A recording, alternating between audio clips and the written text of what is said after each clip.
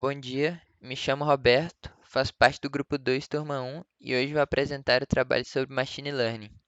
O meu grupo é composto apenas por uma pessoa e o meu tema é o cancelamento ou não de um plano de operações. Eu vou começar falando sobre a identificação e descrição da base de dados escolhida. A base de dados escolhida foi uma base de dados já ofertada pela ferramenta Orange, que se chama Telecom Customer Churn e tem como objetivo fazer previsões sobre a permanência ou não de clientes daquela operadora. A base de dados contém dois tipos de dados: os dados categóricos, que são aqueles dados agrupados em uma ou múltiplas categorias, como por exemplo o tipo de serviço prestado ao cliente, o seu gênero, se possui dependência, tipo de pagamento.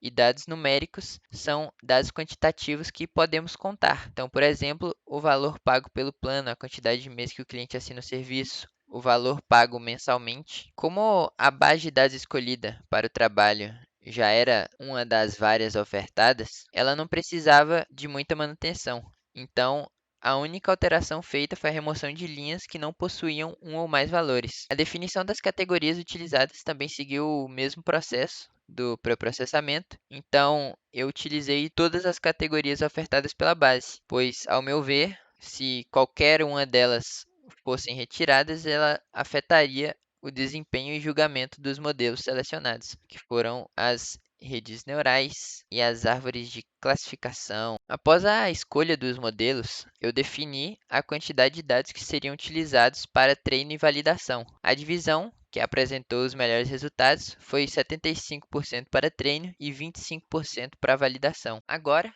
eu vou falar sobre os resultados apresentados pelos dois modelos. Ao abrir os resultados aqui, é possível perceber que a diferença entre os dois modelos apresentou uma classificação de acurácia de 5 a 6% de diferença entre as duas. As outras métricas utilizadas seguem o mesmo padrão de 5 a 6%, mas para perceber a diferença maior entre os dois modelos, vou abrir a matriz de confusão que vai dar para perceber diferenças de forma mais elaboradas em relação aos dois modelos. Na matriz de confusão, é possível perceber que, na árvore de classificação, quando o cliente não mudou de plano, a árvore previu que 84% não teria mudado e que 16% teria mudado. Já quando houve mudança de plano pelo cliente, a árvore previu que 54% não teria mudado e que 45% teria mudado. Já em relação à rede neural, quando não houve mudança de plano, a rede neural previu que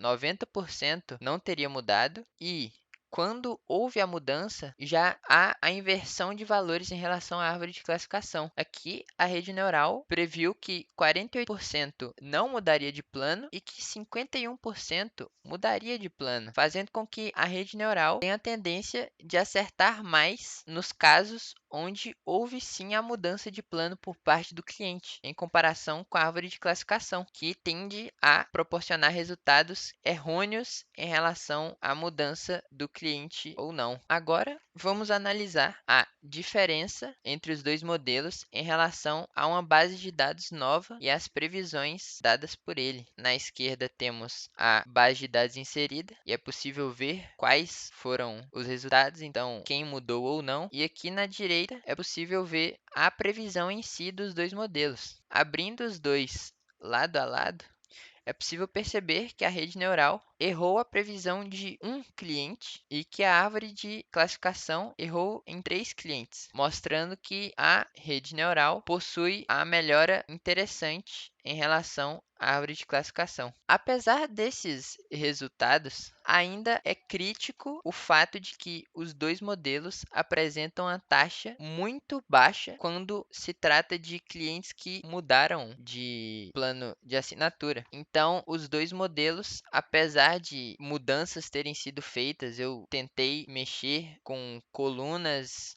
e dados e formas como o modelo funcionava, ainda assim a acurácia em relação à mudança de plano não houve um ganho significativo. Então, os dois modelos pecam nesse aspecto. Esse foi o meu trabalho. Espero que tenham gostado. Muito obrigado.